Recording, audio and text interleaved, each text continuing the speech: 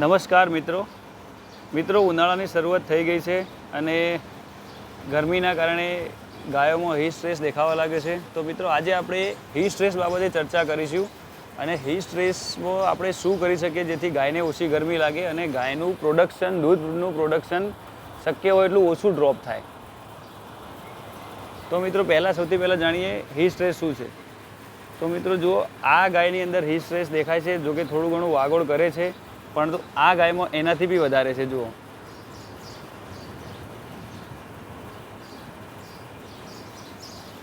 એનાથી આગળ આ ગાયમાં પણ પ્રોબ્લેમ દેખાય છે. જુઓ મિત્રો, તો મિત્રો આ હીટ સ્ટ્રેસના લક્ષણો છે. ગાય હોફવા લાગે છે. આ ગ્રુપની અંદર લગભગ મોટાભાગની ગાયોને હીટ સ્ટ્રેસ દેખાય છે, જો કે 2-4 ગાય વાગોળ પણ કરે છે, એક આ ગાય, પરંતુ મેજોરિટી ગાયોમાં હીટ સ્ટ્રેસ દેખાય છે, તમે જોઈ શકો છો. હવે મિત્રો આને કેવી રીતે રોકી શકાય? તો મિત્રો આના માટે શું છે કે બેસ્ટ અને સરળ સસ્તો રસ્તો છે કુલિંગ. તો ગાયને કુલિંગ કેવી રીતે કરવું એના વિશે બી ચર્ચા કરીશું. તો મિત્રો અહીંયા મારા ફાર્મ પર કુલિંગ માટે સ્પ્રિંકલર લગાવેલા છે. જે ગાયનું મિલ્કિંગનું પાર્લર છે ત્યાં હોલ્ડિંગ એરિયામાં અમે સ્પ્રિંકલર લગાવ્યા છે અને ત્યાં આગળ વરસાદ જેવું ઝરમર પાણી પડે છે, એનાથી ગાયનું કુલિંગ કરીએ છીએ. હવે અમે કુલિંગ કેટલો સમય સુધી કરીએ છીએ? તો ગાય જ્યાર સુધી અહીંયા જેટલી ગાય છે બધી ગાય વાગોળવાનું ચાલુ ના કરે ત્યાર સુધી અમે અહીંયા કુલિંગ ચાલુ રાખીએ છીએ. પછી એ 5 મિનિટ થાય, 10 મિનિટ થાય કે પછી 25 મિનિટ થાય કે અડધો કલાક, જ્યાર સુધી બધી ગાય વાગોળ કરતી ના ચાલુ થાય ત્યાર સુધી અમે કુલિંગ ચાલુ રાખીએ છીએ. હવે મિત્રો ઘણા લોકોને એવો પ્રશ્ન થશે કે ભાઈ ફોગર નથી લગાવે અને સ્પ્રિંકલર કેમ? ફોગરથી ગાયનું પ્રોપર કુલિંગ થતું નથી. ફોગરના કારણે શેડમાં હ્યુમિડિટી ક્રિએટ થાય છે, પણ ગાયનું કુલિંગ થતું નથી. હવે પ્રોબ્લેમ શું છે કે જેવી રીતે માનવ શરીર ઉપર જ્યારે આપણને ગરમી લાગે ત્યારે આપણી બોડીમાં નાના છિદ્રો હોય છે, અસંખ્ય અંદર નાના, જેમાંથી પરસેવો બહાર આવે છે અને બોડી ઠંડી થાય છે. હવે આ આપણું એક બોડીનું મિકેનિઝમ છે.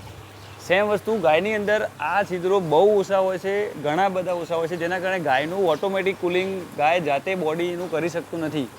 એવા સમયમાં આપણે શું કરવું પડે? ગાયની ઉપર મોટા પાણીના ડ્રોપલેટ પડે, ટીપા મોટા પડે, જેનાથી ગાયનું બોડી પૂરેપૂરું પલળી જાય અને એ પલળે એટલે એના બોડીમાંથી ગરમી બહાર નીકળે એમ. તો આ રીતે ગાયનું કુલિંગ કરવું પડે છે.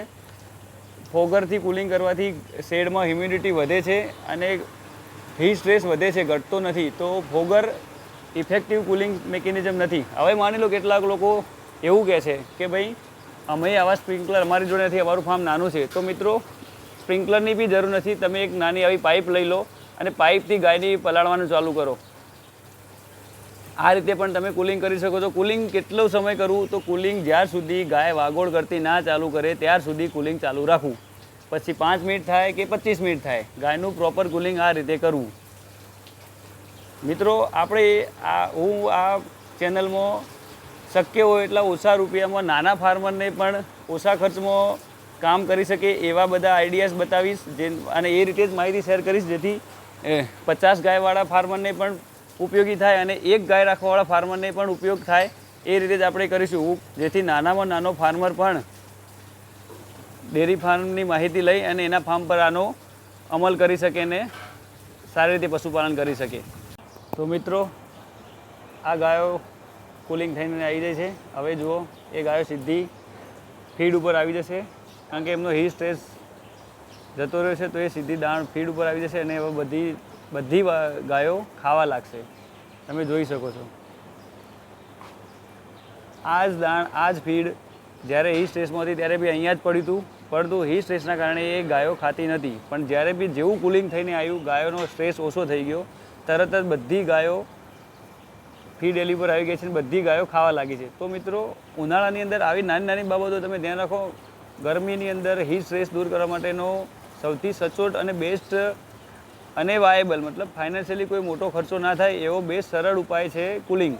તો શક્ય હોય એટલું વ્યવસ્થિત અને શક્ય હોય એટલું વધારે કુલિંગ કરો. જ્યારે ગાય હોફવા લાગે, હીટ સ્ટ્રેસમાં તમને દેખાય ત્યારે એનું કુલિંગ ચાલુ કરો અને ગાય વાગોળવાનું ચાલુ કરે ત્યાર સુધી એનું કુલિંગ ચાલુ રાખો.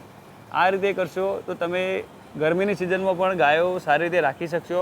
બહુ મોટા મેજર પ્રોબ્લેમ નહીં આવે, દૂધ પણ લગભગ ઓછું નહીં થાય અને ગાયનું ખાવાનું પણ ઓછું નહીં થાય, જેનાથી ગાયનો BCS પણ નહીં તૂટે.